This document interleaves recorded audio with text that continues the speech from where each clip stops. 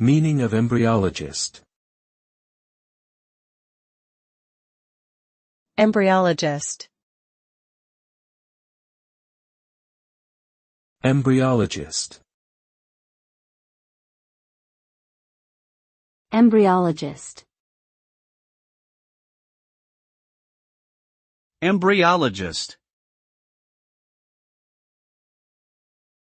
An embryologist is a medical professional who specializes in the study of embryos and their development. They work in various fields, including fertility treatments, genetics, and stem cell research. Embryologists often use specialized techniques to manipulate and observe embryos in a laboratory setting, such as in vitro fertilization, IVF, and genetic testing. Their work is crucial in advancing our understanding of early human development and addressing fertility issues. Overall, an embryologist plays an important role in the field of reproductive medicine and scientific research related to embryonic development.